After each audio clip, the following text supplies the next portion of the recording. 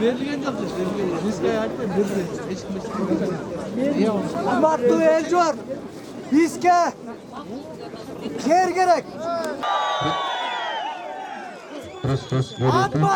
At başı eli.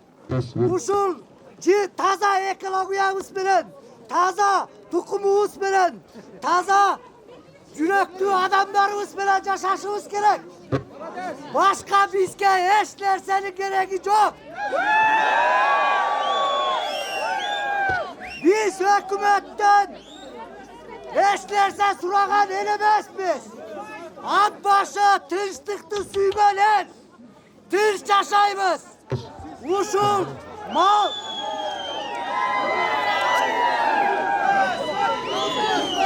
Uşul mal canımız bilen. Taza. Mal canımız bilen. Mal canımız bilen. Taza urpaklarımız bilen. Yaşam ötemiz Atbaş içinde. Bizge logistika, Kıtay, investirinin gereği yok.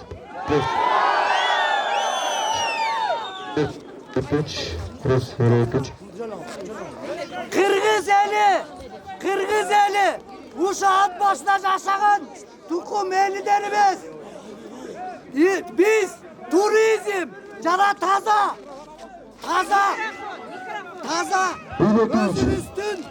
Hürmetli tuğlanlar, aileden atbaşlıklar, alıstan çakından bizden ünümüzge ün koşulu dep kirgen konuklar, kuş gelip sizler, bizden 6.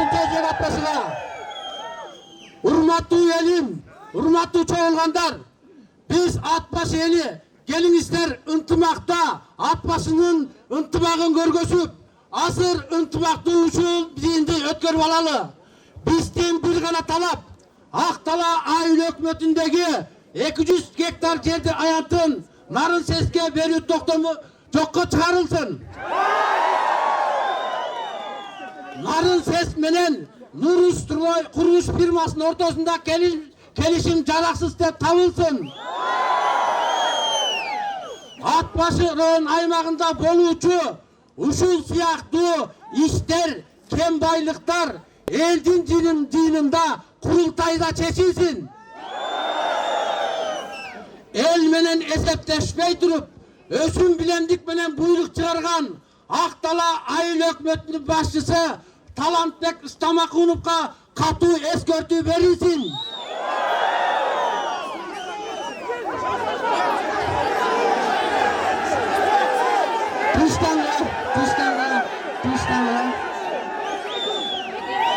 Bugün eldin altında çıkıp söylegen atullarda hukuk korku organları tarafından korkutup, ürkütü alar için istegen yoldaşların, uğul kızların, tuğganların kurguntukta toktatılsın.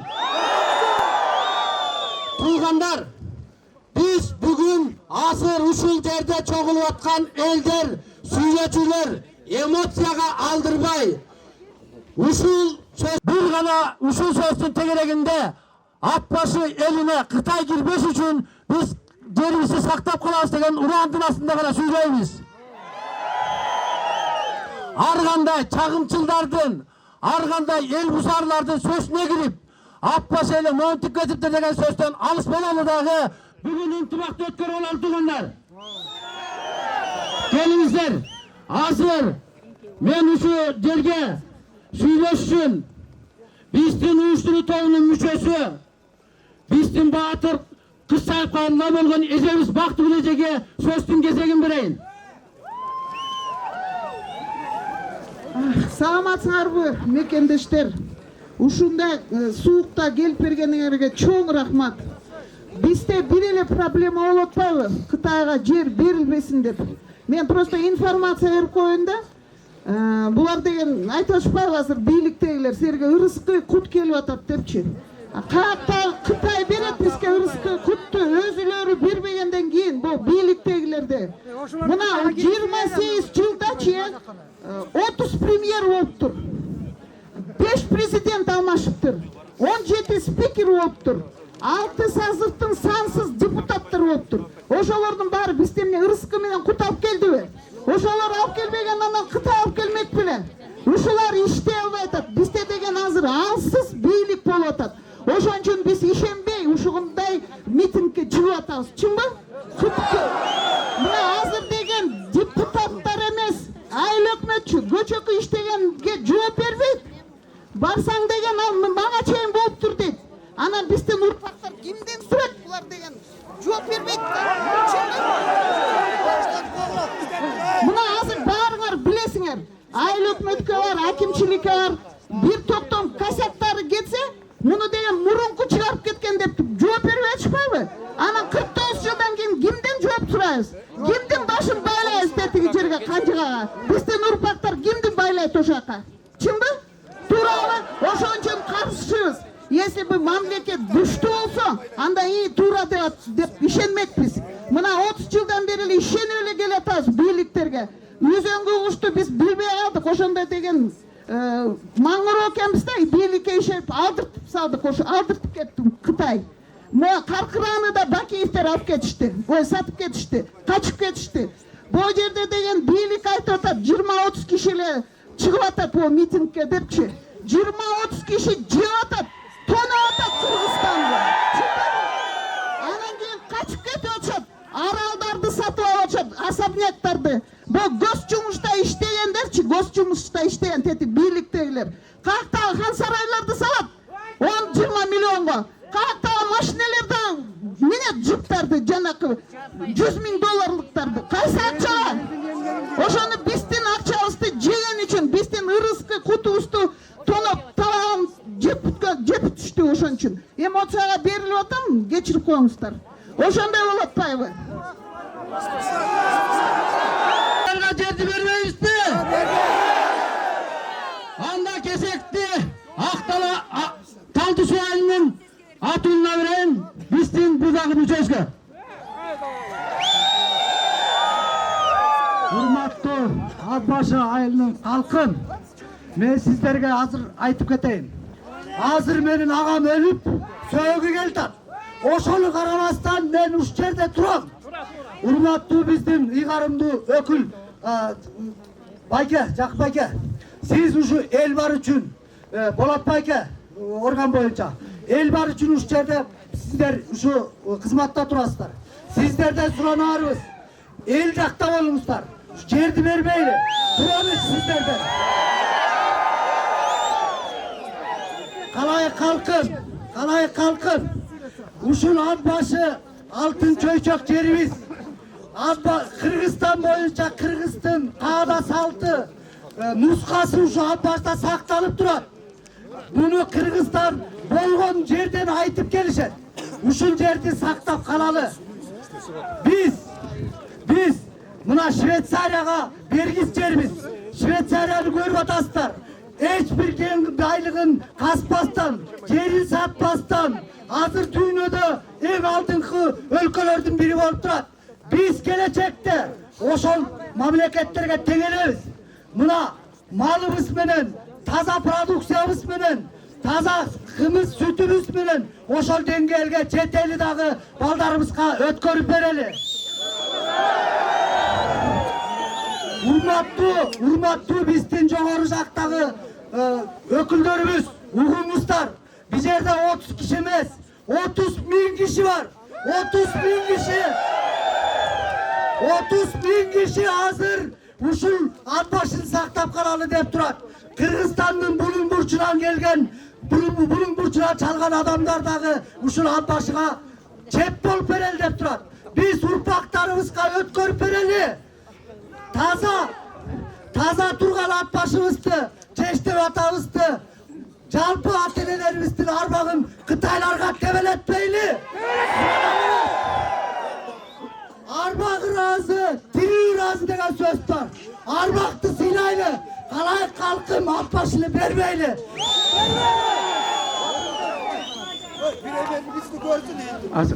Урматтуу элим, мен 3-4 күндөн бери ар бир айылдагы спикерлер менен телефон аркылуу сүйлөштүм.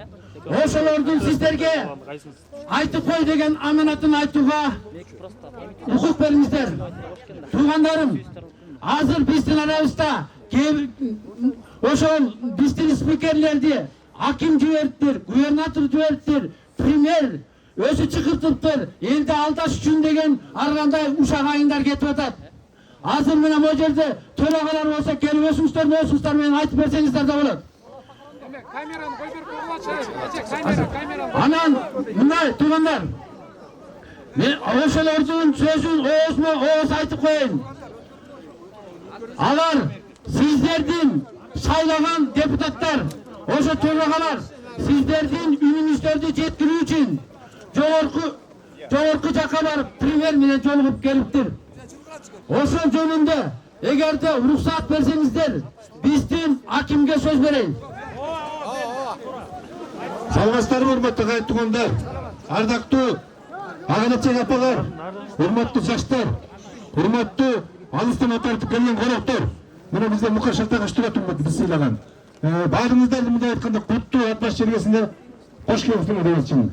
Анан урматтуу туугандар, мындан бери 3-4 күн мурун биздин айылдык кеңештин төрагалары баш болуп кабыл жазган экен өкмөткө. Ошо бизди кабыл алсаңыз, элдин үнүн уксаңар деген ой мененчи. Мына ошол жерден 22-23 кишини кабыл алды. Урматтуу Алгазым Мукабек Ишекевич. Ошол жерден мындай талап болду, урматтуу туугандар. Укпаңыздар. Эжекелер, байкелер, өзүбүздү сыйлайлы дагы укпайлы. Провокация калтырбагыла. Билем азыр ат башташтары биз үчүн провокация уюштуруп аткан. Кечирип коюңуздар, провокация алдырбай, укпаңыздар. Урматтуу апа. Урматтуу мына жаштар.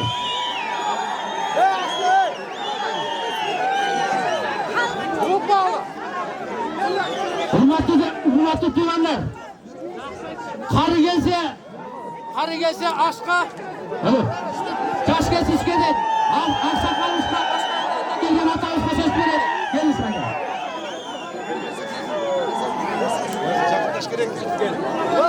Урматтуу эл,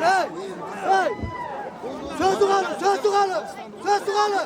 Урматтуу ат башылык туугандарым, силер бүгүн биз бул жерге бекеринен чогулган жокпуз. Бореки Кытай алам деген жерин бербейбиз. Бербейбиз. 49 жылдан кийин силер чал болосуңар жаштар. Биз көп болобуз. Ушул койгон тетиге ак үйдөгүлөр 99 чал же болбосо о үйгө кетет. Ошондо ким дооло барат жерде? Ким ээлик болот? Эми угуп койгула. Факт боюнча биз Үсөнгү уузду бердикпи? Алдыбы? Ат десең курагатпай чегираны бери жылдырам деп, бул жерде койланып келип арам тиіп, азыр фундаменті турат. Нары жылдырды? Ордура. Эми туугандар, дагы бир маселе. Бу ат башыда нефти чыгат. Кудай кандай нефтинин бай жерибиз. Бул Карасуунун Буркан деген сасында ушу Карасуу келгенден кийин ушу нефтини сурайт да. Айланайын патриот кыргыздар силер иштете албайсыңар, биз иштетебиз деп. Бул жерде дүйнөлүк мааниде нефти бар. Орустар келип буроосун бурабатып сындырып алган. Анан тараганбыз, анан кеткенбиз. Тарап кеткен. Ошондон бери бул нефти сакталып атат. Булардын расчёту ушу жерде. Анан мындан кийин Кара Тоодо деген көмүр жатат.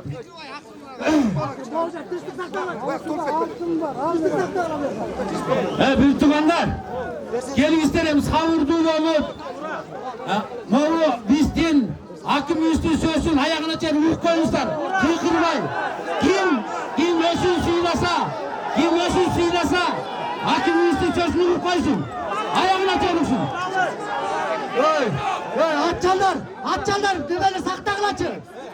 Түп тизилип тургула. Kalay kalkın.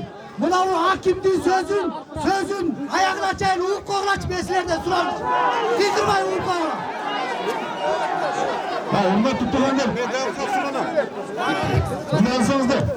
Bu şeyden kavramı. Bolgon Eldim'in dönağına cetkirdi. Eldim ayttı. Men şunu uqmasanız da bilmeyin. O şeyden sanılsın degenler gepler oldu, sanılmasın degenler gepler oldu. Hürmetli olanlar. Buna dönağına turup da andan keyin buna. Ne? Sana ne hürmetli olanlar buna. Şunlarla bitik sanılmasın degen bitik. Bundan 2-3 gündür bolmadı o. Buna şeyden saçtan kavun aldı. Toktatırsınlar. Oşak kaybının var mı? Verdik. Azı kaybını karamadı. Bizim de tokta düzünde yapmasmadı. Göçede taraf koymadı. Buna bir tarafına çavurlataz. Buna göçü küçük gündür malumatlar verilmedi. Tokta düzünde yapacak. Buna kaybını alıp etti. Azılık karamadı. Gelip buna cevap veriyoruz hürmetli. Hürmetli tutanlar. Emosiya kaldırmayın. Hürmetli atçanlar, tutanlar. Altınların intibaka gelinizler. Tartip duvarınızlar. Hazır. Manas degen bizden kallık alın. Turgunla bir tuğanına vereyin özünü sözünü söylemesin. Gel Manas. Assalamu alaikum Kırgız elim. Varsınlar mı? Ben janağı Manas attığı karalap çatkan jigit men bolam tuğanda. Meni ak jerimen güygüsüp ушундай караларды жүргүзүп жатат туугандар. Мен Кудайдын астында ант ичип туруп айта алам, мен акмын. Жеримди акча үчүн сатпайм. Анан дагы бир нерсе айта кетчү. Могу укук коргоо органдары бул нерсени бир 2 минутта таап койчу нерсе болчу. Анан азыр муну истебей да жатышат, көңүл бурбай да жатышат. Кандай дейсиңер ушуга туугандар? Мен талап кылат элем, ошо жазаган жана голосовой жибергендер таап берсин, менин атымды сатып туруп. Ошону талап кылам. Кандай дейсиңер туугандар? Рахмат сиздерге. Bir tuğanlar. Ушундай фейк өбө менен биздин bir tuğanыбыз Жогорку Кеңештин депутаты Калининдик Алтынбек белен Алтынбек Жунус уулунда каралып атат. Айланайыңдар. Ат башынын bir чыгып келаткан дагы bir кулунун өзүбүз басып алабызбы? Ошон үчүн мен талап кылам, ушундагы Алтынбекти Манасты каралаган бул фейк өбөнүн аягына укук коргоо органдар чыгып берсин деп.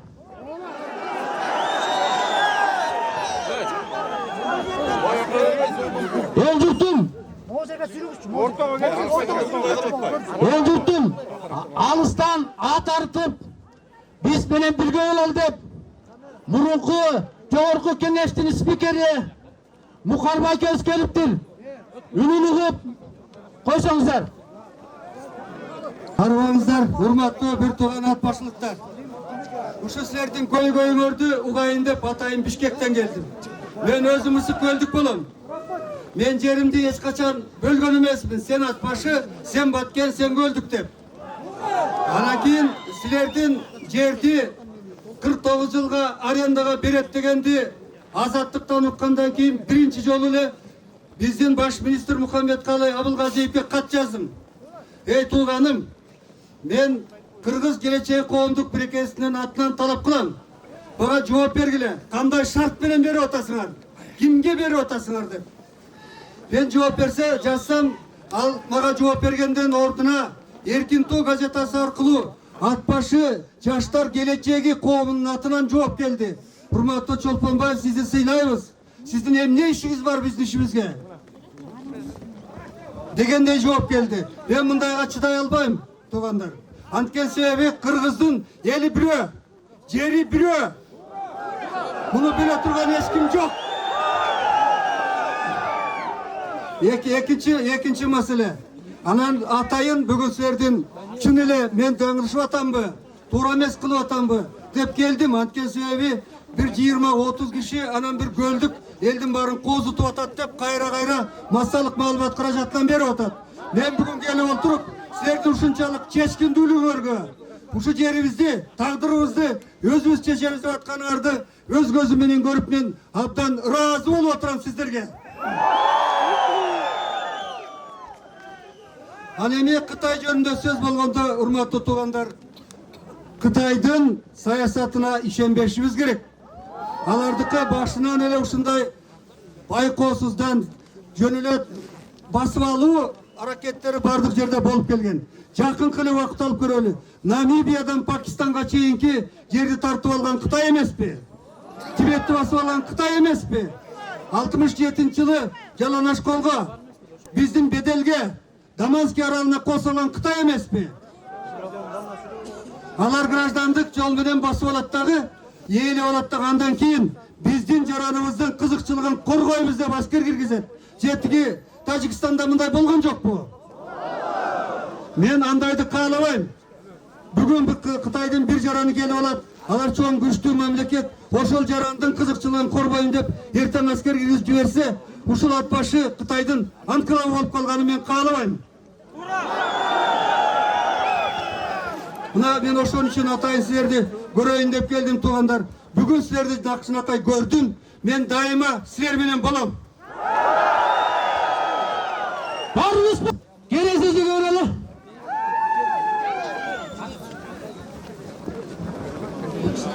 Кымбаттуу ат башы элин тургундары, ушу биздин тиги сеске капсула салдырган өкмөттөр курсун. Бизге элди айтпай деле тегелеп тепсек, ошол ош жерге капсула салдырган өкмөттөр курсун. Кымбаттуу эл деген эл да, эл бербейт жерин. Эл деген эл. Элди сыйлагандар курусун, элди сыйлагандар өнөөлөөсүбүз менен өсүбүз жашай берели. Менин сөзүм ушул. Мен каршымын. Мен жерине патриотмун. Урматтуу агайындар, бүгүн биздин бир гана маселе. Ат башы жери бүгүн кетсе, эртең Кыргызстан бүт кетет. Себеби эле Советпен эле кирип кетет, чынбы? Бишкекке чейин. Ошон үчүн жалаң гана ачуу калтырбай бир ат башы жеринин сыймыктанган жерибизди айтайын деп койдум эле. Ак булут чулгап тоо башын, адырда жайнап жоогасын, атырдай жытып ураган алтын бир чөйчөк ат башым, айрымдар тескери иш кылып, асапка элди салбагын. Ат башым кетсе каңгайга, шор беле жаскан маңдайга, тартынып кантип калабыз, сөзүбүз турса таңдайда.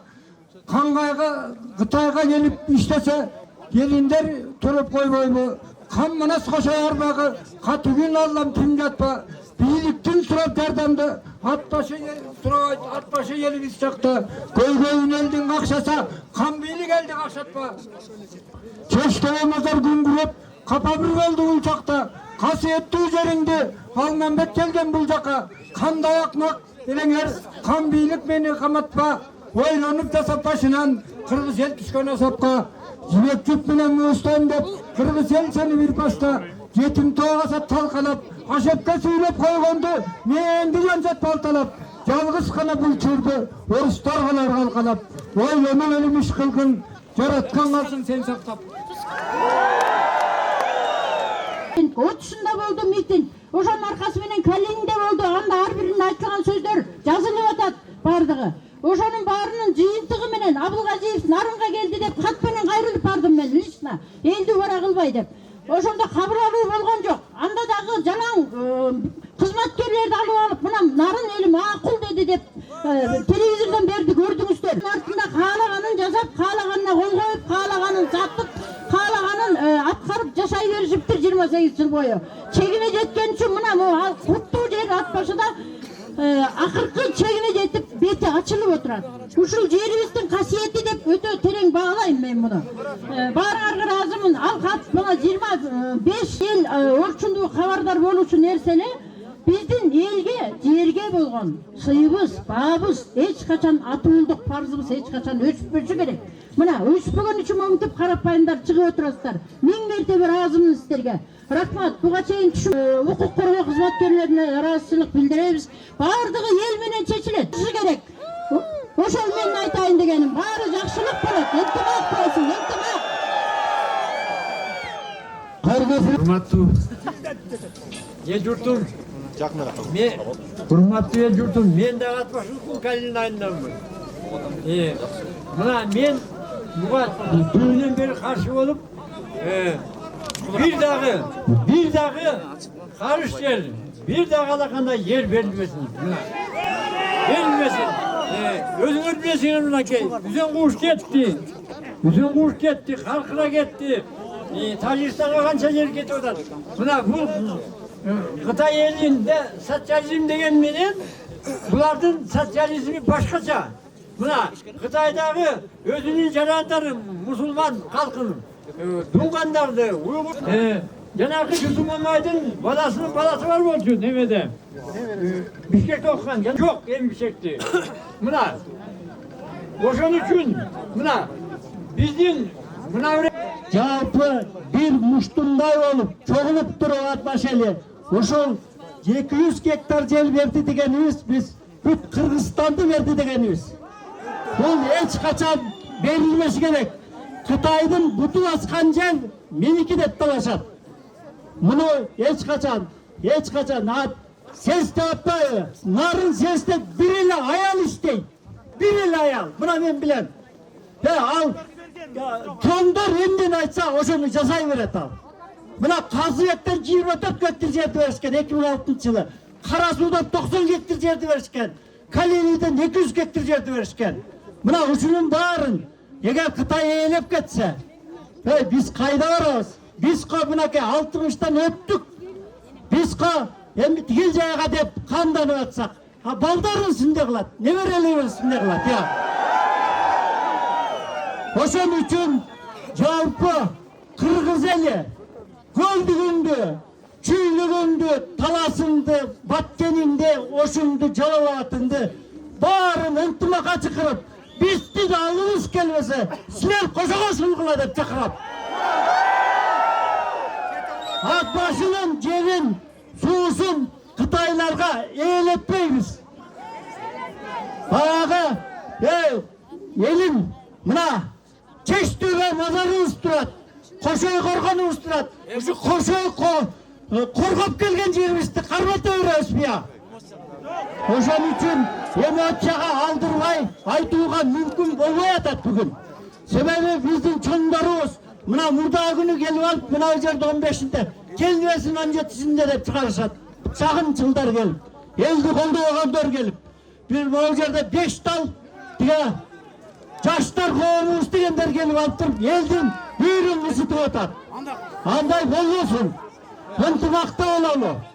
Силерди сакалдуу катары ынтымакка чакырам. Биримдикке Кыргыз элинин биримдиги үчүн чакырамын. Азыр Кыргызстандын баардык жерде проблемалар болуп атат ушундай жер жөнүндө, жерген байлыктар жөнүндө бүт баардык жерде Таласта болуп атат. Мына чегара боюнча Баткенде болуп атат дегенде, мына биз ушул алакандай Ат башынын могу жерде 200 гектар жерин берсек, мындай бир сөз бар. Биз чоң бир кайыктабыз азыр Кыргызстан. Төмөн жагыбызда эл турат. Ошо элдер үстүнкүлөрдөн суу сурап иччү экен, кайыктын үстүндө кетип баратып.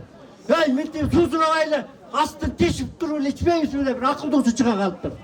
Акылдуусу келип туруп, түбүн тешкен экен, бүт барып чөгүп өлүп кетиптир. Кыргызстан инергери. Урматтуу, ассаламу алейкум, урматтуу Ат башы эли. Мен өзүмдү тааныштырып кетейин. Ушу Ат башы өрөөнүнүн Актала айыл өкмөтүнүн Калинин айылынын жаштарынын бири болобуз. Бул жакта азыр сөздөр болуп атат, жаштар өзүнчө, карлар өзүнчө деп атат. Биз андай эмеспиз. Баарыбыздын талабыбыз бир гана токтом жок болсун деген эле талап. Туурабы жаштар? Азыр бул жакта жаштарды өзүнчө бөлүү максаты болуп атыптыр. Биз эч качан бөлүнбөйбүз. Ат башы эли только бир элебиз. Бир эле максат болду. Кыргызстан бир элебиз болду. Кытай бизге келбесин. Бул логистикалык соода борборунун токтомун кайра баштан чыгарып, жокко чыгарып берсин. Биз ошону гана талап кылабыз. Эми биз Эмил Абдыкадыров агабызга кайрылат элек. Бул бывший политик Акаевдин убагында иштеген киши 10-15 жыл жатып жүрүп, мына эми частный компаниянын директору болуп чыга келди. Эми ошол убакта өкмөт ишинде иштеп жүргөндө ал киши үсөн куушту берилип жатканда мына азыр эчтеке айта алган жок ал. Уже алар берилип кетти. Эми частный компаниянын директору болуп мына инвестор таптым деп Кытайдан бир жеке ишкер ээрчип келди. Биз буга ошол Эмил Абдыкадыров агабызга кайрылат элек, бул алдыда тартып аткан журналисттерге дагы айтат элек, ошол элдин сөзүн, карапайым ойлорун толук туура жеткиргиздер. Анткени кече биздин айылда Калинде жыйналыш болгон. Ошону дагы элдин баары мындай биз каршыбыз деген жазууну баарын көрсөтүп туруп, анан ылдый жагына кичине кыскартып жазгалап коюп турсуңар. Ошолорду туура так жазгыла, таамай жеткиргиле. Урматтуу журналисттер, биздин максатыбыз бир гана токтом жокко чыгарылсын, ал жер жайып бойдон калсын. Биздин жаштар азыр, биздин жаштар мына Кудайым буйрса азыр эң алдыңкы мамлекеттерде окуп жатат. Кудайым буйрса ошолор келип, ошолор оңдойт мамлекетти. Биз ошон үчүн азыркы өкмөттөгү кишилерге айтат элек. Жаштар чыккыча жерди, байлыкты, тоону ойдурбой, жаш буундарга өткөрүп бергиле. Биз каршыбыз. Ак Мойын айыл өкмөтүнөн келген өкүлгө сөз берели. Ала тоолу мекендеген менин алтында болгон каркыраларым. Логистика деген нерсе бизге жарабайт. Кыргыз эли мен баардык жердин баары менин жерим. Мен ушул алтында болгон жерибизди Кытайларга тепчетүүгө биздин укугубуз жок. Балда бала бакырабыз, ата эне жерге жегибиз. Ата мекенди коргоп, жерибизди, элибизди коргоп келген ушуга чейин биз дагы урпактарга тапмакай, таза абасы менен, таза суусу менен биз да өткөрүп бергенге милдеттүүбүз туугандар. Алыстан келип атарыткан туугандарга дагы, жол караткан туугандарга да чоң рахмат. Урматтуу туугандар, буга чейин дагы чоң жыйналыштар, ар бир айыл өкмөттөрдөн чоң эмес сессиялар өткөн. Мухаммед Калика Алгазиевке барып келишиптир. Мен өз көзүм менен көрүп, эметип келишиптир. Эми 10 күндүн аралыгында чечилет. Эми тынчтыкты сактап, туугандар, тынчтыкты сактайлы, ынтымакты сактайлы. Биздин Атбаш эли деген эч качан пикетке чыккан эмес, эч качан жол тоскон эмес. Тоссок биз тетигип, дарын торгатты тосмокпуз. Биз ынтымактуу элденбиз. Логистикага жол жок. Логистикага жол жок. Урматтуу туугандар, жанакы соцсетте террорист. Ассаламу алейкум рахматуллахи баракату. Ассаламу алейкум элим, журтум деген таза кандуу кыргыздар. Мен мынакей 31 күнкү кечиндегини көрдүңүздөр, 24-күндөй күндөрү көрдүңүздөр. Мени УКМК чакырышып, болбогондордун баарын, суроолордун баарын беришип, ага көрсөтмө бересиң, буга көрсөтмө бересиң. Бирок мен монча элдин, монча мынакей Кыргыз Республикасынын элинин алдында айта алам. Мен өзүмө туруп бердим. Акырында мен айттым, кааласаңар атып салгыла. Мен пикиримден кайтпайм.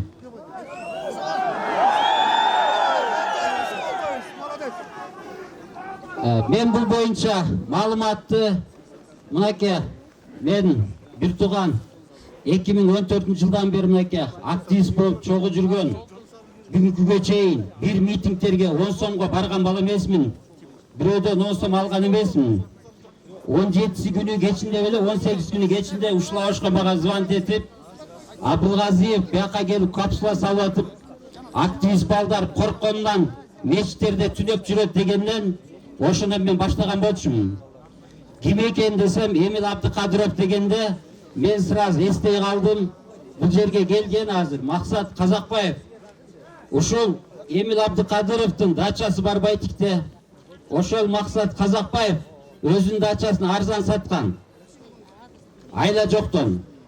Анан Раматлик Улан Егизбаев успеть этпей калыптыр тартканы бул киши жөнүндө. Бул киши мурда мэрияда иштеп кеткен. Бишкектеги мындай буруш туруштарды бүт сатып спорт сарайынын артындагы Кытайлар азыр иштеп аткан кафедагы ушул киши менчикке чыгарып ошол Кытайларга саткан. Таластык туугандар мага мына чыгып айтышты группадан. Шайлоо учурунда трансформатор алып келип коюп, шайлоодон өтө албай кайра трансформаторларын көтөрүп кеткен киши деп. Таластын айылынан буну кууп салганбыз деп. Калганын менин Facebook баракчамдан бул кишилер ким экен, булардын кландары ким экен, Ош базарынын эке арчагында 18А, 18Б үй, ушундай эле 2-5 этаж үйдүн ортосундагы прилагающий территория деп коет. Ушулар элдердин колунан 5 жыл, 7 жыл аренда төккөнмүн деп, ошол жерди өздөрүнө кызыл китеп чыгарып алып, мынакей менин Facebook баракчамда калганын силер бул маалыматты билип аласыздар. Эми мен акыркы суранарым сиздерге бир интимакка келели. Мен өткөндө шаардык соттун алдынан Жээнбековго кайрылуу кылган болчумун. Президент Жээнбеков сиз келгенде коррупция менен күрөшөм деп келгенсиз деп. 28 февраль 5-күн экен. Мына ушунча элдин көзүнчө кааласа мени атып салсын, кааласа бышырып жесин. Бул токтом 28 февраль 2020 жылы жокко чыкпаса, урматтуу таза кандуу кыргыздар, түнү күнү Ак үйдүн алдында Сооронбай Шариповичти жоопкерчиликке тартуу маселесине чакырып кетет элем. Мен эл үчүн, кан менен табылган жер үчүн туруп бергени даярмын. Рахмат. Канча жылдан бери тегерени Ак үйдүн астына революцияга чейин барып, өлүмдөн качпай келгенбиз. Эми да өлүмдөн биз качпашыбыз керек. Себеби биздин небере чөбөрөлөрүбүз, эртеңки күнү алардын жашаган сөзүбүз, тарыхта калган урп атасын бүт баары сактагандай болсун. Ошол үчүн баарыбыз бекем бирдиктөө туралы. Ат башы эли таза үчүн, аккан сууну шараккан таза мөөнөт үчүн жүрөгүбүздөн таза бололу. Коррупция дегенди жоолу. Өлгөнүбүздүн жатканыбыз жерибиз Бишкекте карап турсак азыр баарыбыздын кенедей жер $3000 экен. Туугандар, $3000 Бишкекке барып жатып атабыз биз өлүбүз. Бул бойдон коррупцияны жое албай жүрө берсек биз. Жүрө берсек, мынакей 40 жылдан кийин карап турсаңар, биз ат башы эли кенедей жер жок болобуз. Ошол үчүн биз бербейли. Манасты ынтымакты кошойду чакыралы, кошой тикеси менен тик турган, баарыбыз тик туралы. Рахмат, урматтуу мекендештер. Башын логистикадан баштайын. Бизге логистиканын деле кереги жок экен, себеби Кытайдын өзүнүн логистикасы бар экен, өзүңөр баарыңар көрдүңөр. Торгартанар 150 километр жерде турат. Эми Топо деген жерде, эми дагы бир жолу жаңылышып, Орусиядан келаптыр, араб келип бизге салып берет экен десе, мени Кытай салбаса, араб салсын деп тура бербегиле, бизге кереги жок. Дайыр маселе. Урматтуу бир туугандар, кайсы жерде болбосун, баары бир эртеңки күнү 20 жылдан кийин логистика турган соң Кытай биз бул жерге коридор өзүлөрү ачып алат. Торгартты тоотпой калат да. Дайыр маселе. Биздин ат башынын жергиликтүү, биздин ат баш району дотацияда турабыз. Өзүбүздүн эмес бюджетибиз жетишсиз. Ушул Торгарттан канчалаган КАМАЗ өтөт. Бүт баарын аттары печат басылган жабык. Торгарттан ишенбесеңер бар, карап көрүлү, эч ким текшербейт печат басылганды. Эмнеге десек печат басылганды текшерип өтөт деп. Ошол кетип аткан КАМАЗдардан түшкөн акча каяка кетип атат? Транспорт коммуникация министрлиги дейт. Бирок биздин бюджетке келбейт. Ошол логистиканын ордуна ошол кетип аткан Торгарттан өтүп аткан КАМАЗдын акчалары ат башынын бюджетине чүрүлсүн. Дагы бир маселе. Урматтуу бир туугандар, Аксай ар кайсы жер чочко чанаганда чанап түштү Аксайды. 3000 сомго лицензия алышат. 3000 сомго лицензия алып туруп калышат. Алар спутниктен каратат, кайсы жерде 20 килограмм алтынбы, 30 килограмм алтын барбы. Андан кийин калышат, 3 айда катышып туруп ошол алтынды алып кетет дагы. Эчтеке жок экен, биз пробага каттык деп кетип калсак, жердин баары чочко чанагандай калып атабы? Туура, биздин Ат баш районунун мына турат администрацияда акимчилик ошол айдын кайсы жерге тиешелүү болсо ошол айдын элинин журтунун уруксаты жок, акимчиликтин уруксаты жок. Ошондой жерлер берилбесин.